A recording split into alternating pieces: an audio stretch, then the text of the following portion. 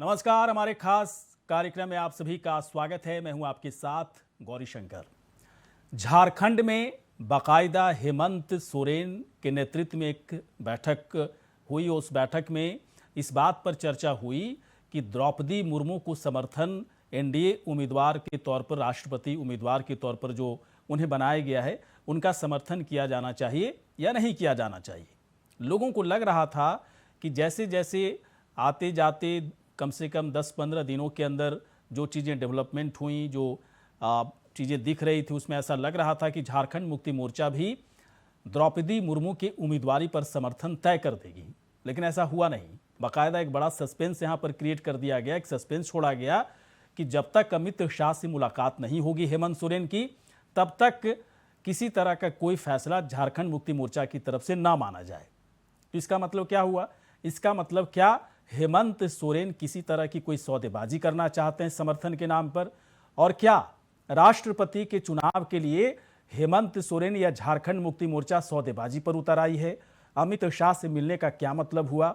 अमित शाह से बैठकर दरअसल हेमंत सोरेन किन किन मांगों को उठाएंगे? क्या ईडी और केंद्रीय तमाम तरह की जो केंद्रीय एजेंसियां हैं, जिसकी वजह से इस वक्त हेमंत सोरेन सरकार की फजीहत हो रही है, उसमें किसी तरह की कोई ढिलाई की मांग होगी? अगर ऐसा है तो ये मानकर चला जाए कि राष्ट्रपति चुनाव के लिए हेमंत सोरेन अब सौदेबाजी पर उतर आए हैं, जबकि आदिवासी चेहरा राष्ट्रपति उम्मीदवार के तौर पर एनडीए की तरफ से घोषित किया गया है। तो क्या झारखंड मुक्ति मोर्चा को इस चेहरे पर इतना सोचने की जरूरत थी? और अगर सोच रही है तो फिर आदिवासियों की चिंता क्या वाकई में झारखंड मुक्ति मोर्चा सरकार को है? ये बड़ा सवाल है जो विपक्ष की तरफ से भी उठाया जा रहा है। हम चर्चा करेंगे, बड़ी बहस करेंगे। पहले प्रतिक्रिया सुनते हैं। किया गया कि जब समय उचित, जब मतदान की बात होगी, तब हम लोग उचित निर्णय ले लेंगे। अभी कोई किसको सपोर्ट करेंगे ऐसा कुछ? अभी नहीं। अब उस सारी परिस्थितियों पर बात की। झारखंड की पूर्व राज्यपाल और एक ऐसी सरल सौम्य हृदय की महिला द्रौपदी मुर्मू जी को राष्ट्रपति पद के लिए उम्मीदवार बनाया है। देश की ऐतिहासिक घटना होने जा रही है 18 जुलाई को, जब यह शपथ लेंगी, जब मतदान होगा 18 जुलाई को, जब राष्ट्रपति बनेंगी, तो अपने आप में बहुत बड़ा बात होगा कि कोई आदिवासी पहली बार, उसमें भी महिला। तो एक तरफ जो मोदी जी का सबका साथ सबका विकास का नारा है, तो जो सबसे पिछड़ा समाज है उसको सशक्तिकरण करने का काम मोदी जी कर रहे हैं। भारतीय जनता पार्टी एनडीए गठबंधन कर रही है, और साथ ही जो महिला सशक्तिकरण की बात है, तो दोनों इसमें समाहित है।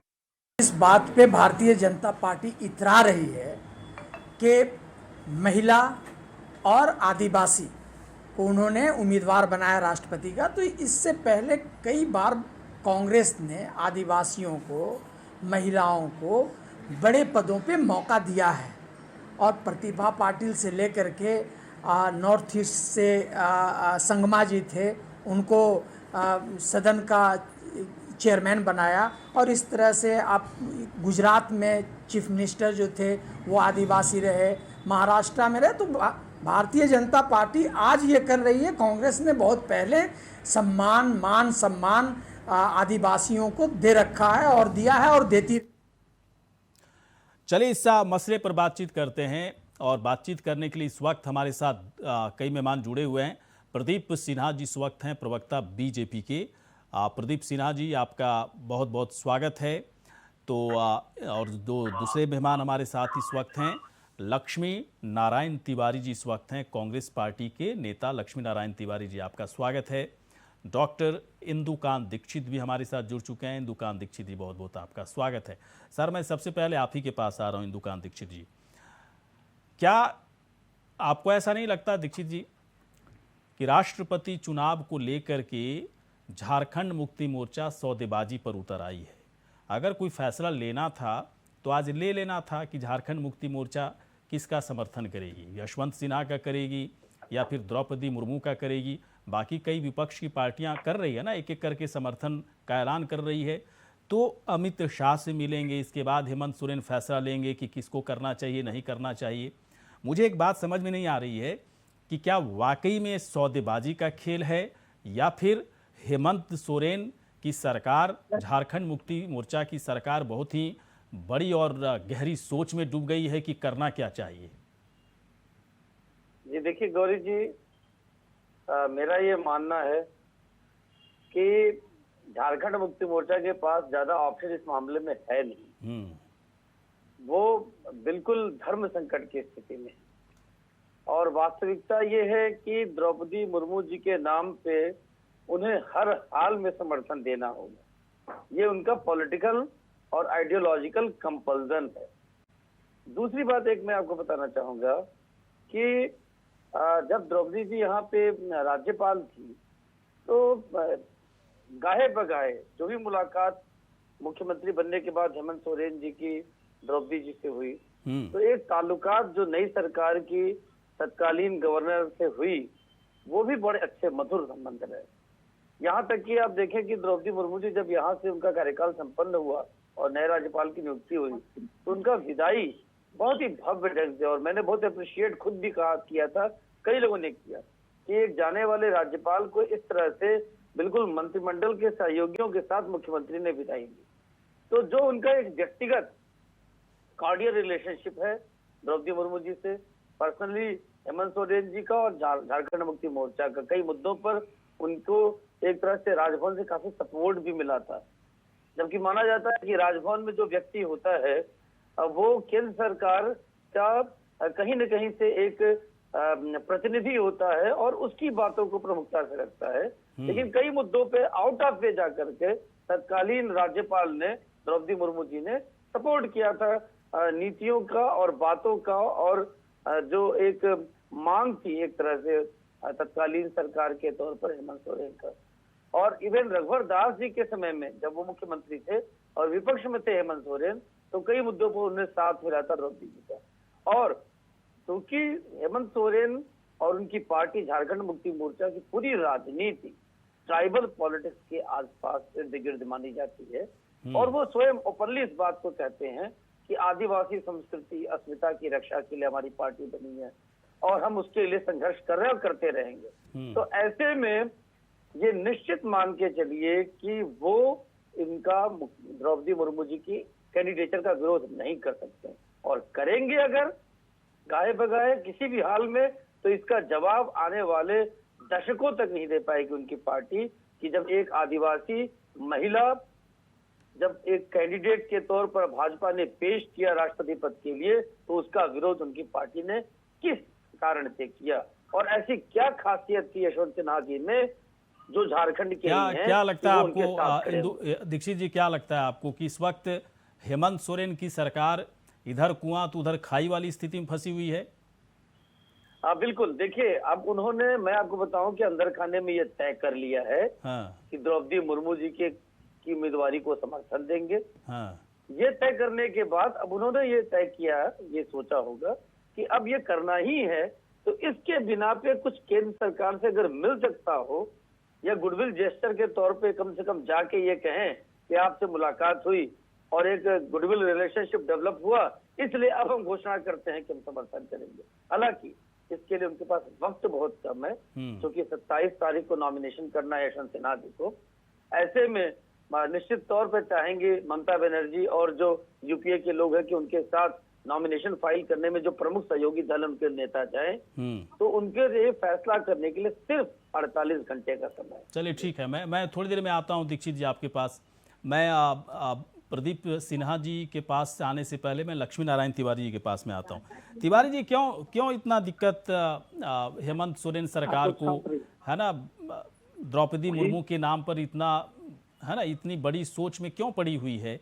क्या आप लोग समझा नहीं पा रहे हैं? आप लोग कह नहीं रहे हैं कि कांग्रेस यशवंत सिन्हा को सपोर्ट कांग्रेस पार्टी करेगी, तो आप चूंकि महागठबंधन में हम लोग आपके साथ हैं तो आप लोग को भी उन्हीं को करना चाहिए, या फिर अलग अलग पार्टी अलग अलग सोच के हिसाब से चल रहे हैं राष्ट्रपति चुनाव में? बताइए सर। देखिए गौरी शंकर जी, यदि गोल मटोल बात करनी हो तब तो मैं यही कह दूंगा जो आपने कहा, उसी का समर्थन कर देंगे हम। लेकिन मेरे स्वभाव में गोल मटोल बात करने की, हम बहुत ऊंचे और बहुत ऊपर के कार्यकर्ता है नहीं। हमारा जो अपना स्वभाव है और जो मुझको जानकारी है, मैं साफ साफ कहने में भरोसा रखता हूं, कांग्रेस पार्टी और झारखंड मुक्ति मोर्चा जी राजनीतिक रूप से दो दल हैं। ये हम आप नहीं जानते, ये पूरा देश जान रहा है। हमारा गठबंधन का सरकार है।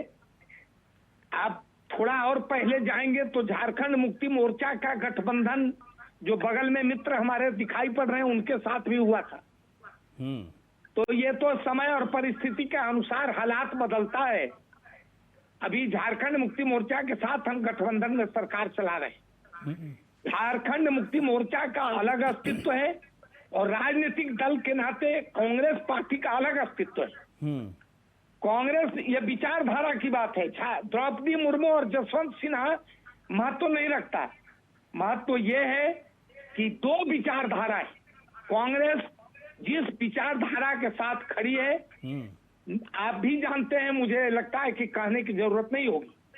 हम हमारी पार्टी जसवंत सिन्हा के साथ खड़े हैं क्योंकि उन्होंने हम लोगों ने ही उनकी उम्मीदवारी का प्रस्ताव रखा है। अब झारखंड मुक्ति मोर्चा द्रौपदी मुर्मू का समर्थन करेगी कि जसवंत सिन्हा जी तो का आप लोग को दिक्कत नहीं हो रही है इस बात को सुन करके कि अमित शाह से मिलने के लिए जाएंगे हेमंत सोरेन, इसके बाद कोई फैसला लेंगे? ये तो सरकार में आप लोग हैं, महागठबंधन में हैं, तो आप लोग को लग रहा हो ना चीट किया जा रहा है उनकी तरफ से। शंकर जी, सरकार चलाने के लिए मेरा गठबंधन है। अब राष्ट्रपति ने किसको वो वोट करेंगे ये तो तय नहीं है। देखिए, साफ साफ बात मैं कर रहा हूं। मैंने पहले कहा कि गोल मटोल जवाब देना होगा तो वो कला मुझको भी आता है। बीजेपी के विरोध में है ना भाई साहब आप लोग। और अगर हेमंत सोरेन बीजेपी के छाते के नीचे अगर आने शुरू हो जाएंगे तो आप लोग को दिक्कत होगी ना। आप लोग को लगेगा ना कि क्या कर रहे हैं हेमंत सोरेन। थोड़ा मुझको कहने दीजिए, क्या बीजेपी के साथ बसपा है अभी? लेकिन बसपा की मायावती ने घोषणा कर दिया कि हम समर्थन करेंगे, जो मुझको जानकारी है। लेकिन मायावती कहीं किसी सत्ता में नहीं है ना। अरे भाई, तो भाजपा के साथ वो नहीं है। हमारा ये कहना है कि वो बीजेपी के साथ नहीं है। ऐसा क्यों लगता है कि झारखंड में कांग्रेस पार्टी का कोई वैल्यू नहीं है? हेमंत सोरेन जो चाहेंगे वही करेंगे, आप लोग को जो करना है कीजिए। देखिए गौरी शंकर जी, ये आप कहें, आपको दिखाई दे रहा होगा, अब पता नहीं किस चश्मे से आप देख रहे हैं या बीजेपी देख रही है कि कांग्रेस पार्टी का कोई वैल्यू नहीं है। तो अब अगर वैल्यू नहीं है तो आदरणीय डॉक्टर रामेश्वर उरांव, आदरणीय बादल पत्रलेख जी, आदरणीय आलमगीर साहब, आदरणीय बन्ना गुप्ता जी, चार मंत्री हैं। अगर कांग्रेस का, आप क्या चाहते हैं कि कांग्रेस का वैल्यू झारखंड मुक्ति मोर्चा लगाए और झारखंड में सरकार की कमान कांग्रेस को थमा दे? हम संख्या बल के सामने, हम संख्या जो हमारी है उसके अनुसार हमारा वैल्यू है। अब आप आंक लीजिए और बीजेपी के हमारे मित्र मुस्कुरा रहे हैं, ये आंक ले तो इनको दर्द है। चलिए ठीक है, मैं आ रहा हूँ तिवारी जी, मैं आ रहा हूँ, समझ रहा हूँ मैं मजबूरी, अलग अलग पार्टियों की मजबूरियां होती हैं। मजबूरी नहीं, ये विचारधारा की लड़ाई है। हम जिस विचारधारा के खड़े हैं। तो एक बात बताइए विचार नहीं, एक बात बताइए, सुनिए, विचारधारा बड़ा विचारधारा कर रहे हो तो सरकार बनाने में, एक मिनट भाई साहब तिवारी जी, सरकार बनाने के वक्त भी इसी विचारधारा की बात करते थे आप। सरकार बन गई, अब राष्ट्रपति का चुनाव है तो एक अलग विचारधारा की बात कर रहे हैं। ये दोहरी नीति अचानक से कहां से आ जाती है आप लोगों के अंदर? पार्टी जसवंत सिन्हा जी के समर्थन में खड़ी है तो ये आपकी विचारधारा है। अब हेमंत सोरेन की पार्टी की अलग विचारधारा होगी, फिर भी अलग अलग विचारधारा की पार्टियां एक होकर सरकार चला रही है। आप कहते हैं सरकार से मतलब है, हमें पता नहीं अब क्या मतलब है आप लोग का, भगवान जाने। प्रदीप सिन्हा जी के पास में, अब चुप हो जाइए तिवारी जी, प्रदीप सिन्हा जी के पास में आ रहा हूँ। सिन्हा जी एक बात बताइए, आप लोग का स्टैंड क्लियर है, कांग्रेस का भी स्टैंड क्लियर है, लेकिन कुछ पार्टियां अपना स्टैंड क्लियर नहीं कर रही हैं। लाइक हेमंत सोरेन कह रहे हैं कि अब अमित शाह से मिलेंगे, अमित शाह से क्या मुलाकात होगी। अब तो देखिए, अब मीडिया में इस तरह की खबर भी आ गई कि सौदेबाजी करना चाह रहे हैं हेमंत सोरेन, तो अब तो ये भी डर है कि पता नहीं अमित शाह मिलने का वक्त भी दें या ना दें। प्रदीप सिन्हा जी बताइए। देखिए, झारखंड मुक्ति मोर्चा की इसी निर्णय की स्थिति ने आज उनको दो राह पर खड़ा कर दिया है। हाँ, आपको याद होगा कि विगत एक सप्ताह पहले जब ममता बनर्जी की कॉल पर सारे विरोधी दल के नेता दिल्ली में जुटे थे राष्ट्रपति पद के उम्मीदवार पर चर्चा के लिए, तो झारखंड मुक्ति मोर्चा के भी प्रतिनिधि वहां गए थे। तो जाहिर तौर पर जिन नामों पर चर्चा हुई थी, इनसे भी राय विचार विमर्श किया हो गया होगा। और अंततः 2-3 नाम जब सहमत नहीं हुए कि हम चुनाव नहीं लड़ेंगे, तो यशवंत सिन्हा जी के नाम पर सहमति बनी।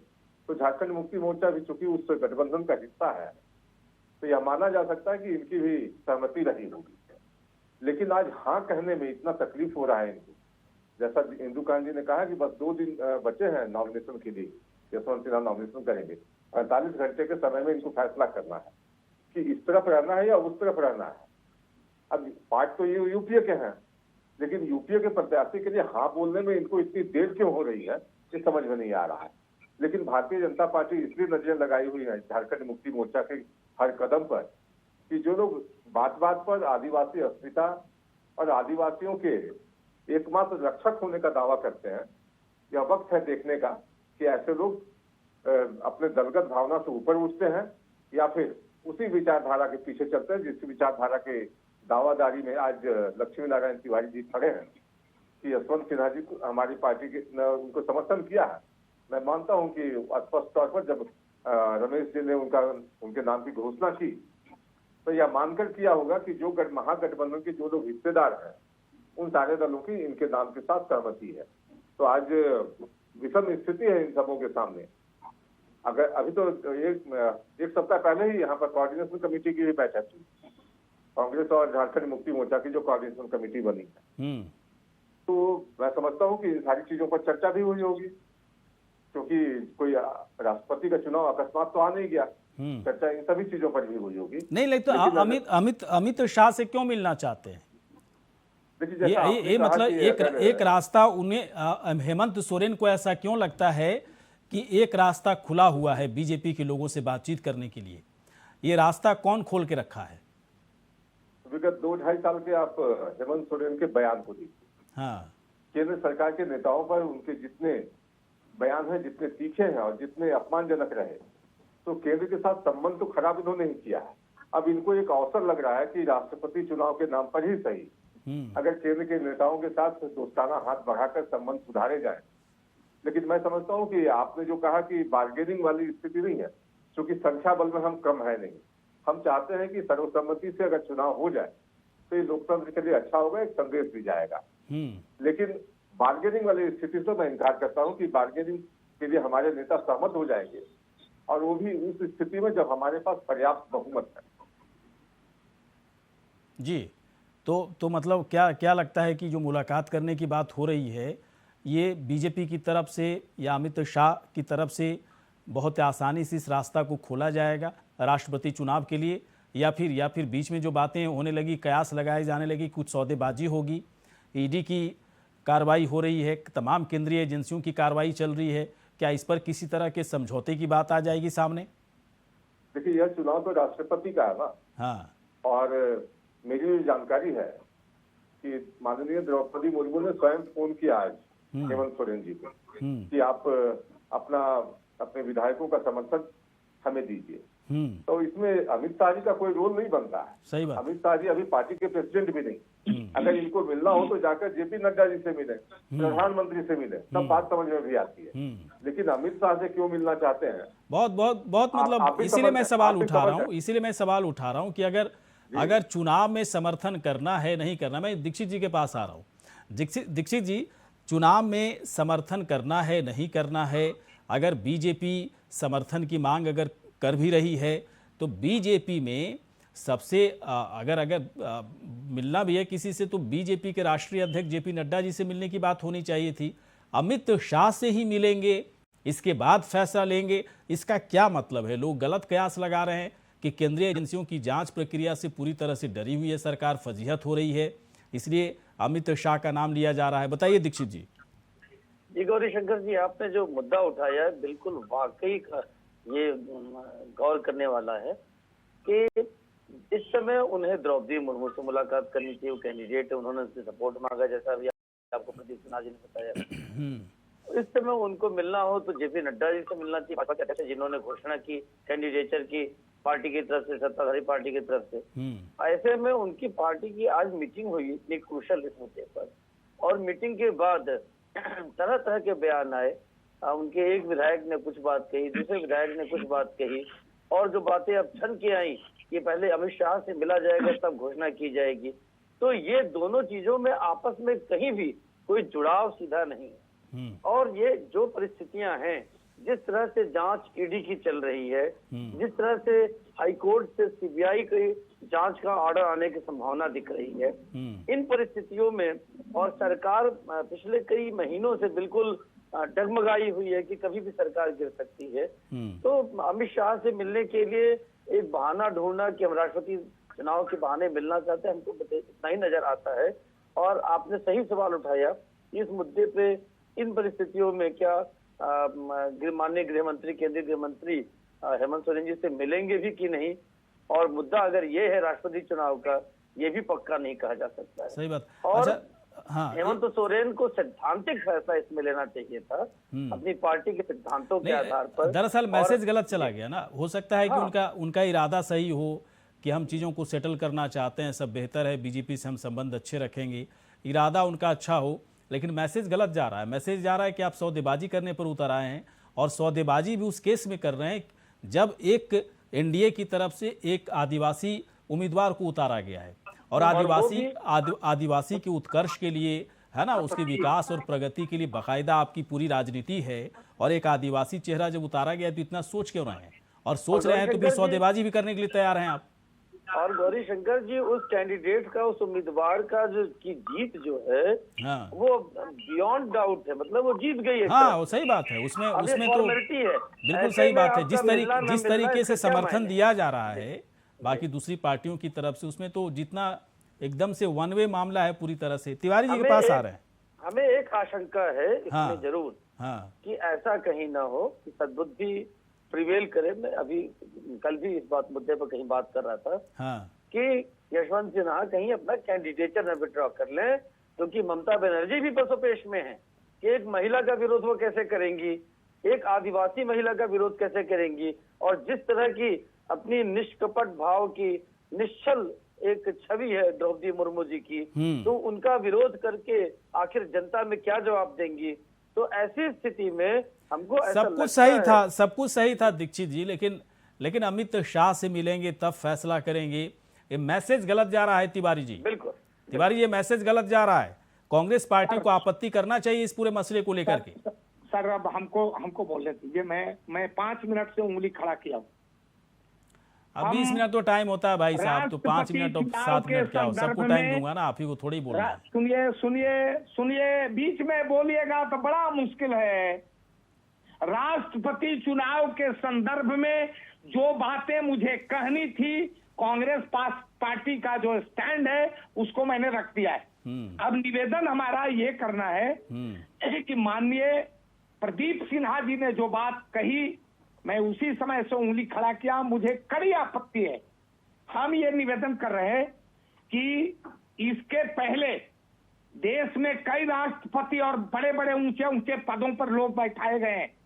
ये बताइए, पीए संगमा बने लोकसभा के अध्यक्ष, मीरा कुमार बनाई गई, राष्ट्रपति ज्ञानी जैल सिंह बनाए गए, प्रतिभा पाटिल जी बनाई गई, डॉक्टर राजेंद्र प्रसाद जी बनाए गए, नीलम संजीवा रेड्डी। मेरा ये कहना है कि ये कहना कि द्रौपदी मुर्मू आदिवासी हैं, महिला तक चलेगा, लेकिन ये कहना देश के सर्वोच्च पद पर चयन हो की बात सामने आई है। मेरा इस पर आपत्ति है। द्रौपदी मुर्मू योग्य है ये बोलिए, द्रौपदी मुर्मू महिला है ये बोलिए, लेकिन ये बोलना और खास तौर पर भाजपा के चुनाव में तो बड़ा हल्ला कर करके बोलते हुए आदिवासियों का विकास कर देंगे, आदिवासी का उत्कर्ष कर देंगे, और अभी वाहियात बात करने पर उतर आए आप लोग। जो है वाहियात बात कर रहे हो आप, वाहियात है, वाहियात। झारखंड के लोग ये ना सुने, वाहियात है भाई साहब, वाहियात है। चुनाव में चुनाव में आदिवासी दिखते हैं आप लोग को, है ना, और आदिवासी इतना करते हो ऐसा लग रहा है कि आदिवासी के बिना तो काम नहीं चलेगा। और अभी आदिवासी एक महिला चेहरे को एनडीए की तरफ से उतारा जा रहा है, तो उस आदिवासी शब्द से आपको चिढ़ हो रही है। कभी दलित, कभी अल्पसंख्यक, ये कौन किया भाई साहब, कौन कर दिया ये सब?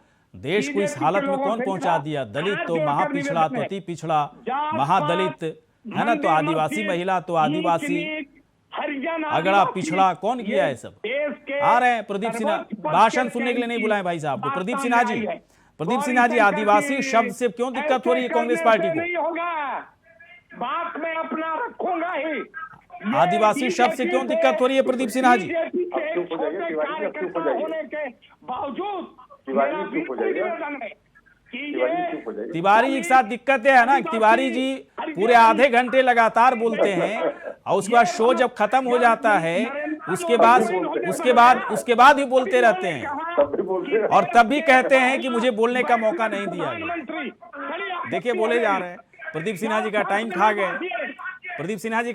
गए तिवारी जी, और समय भी खत्म हो गया। आप तीनों यहाँ पर आए, शुक्रिया, धन्यवाद। इसी के साथ हमारे इस खास कार्यक्रम इतना ही। नमस्कार।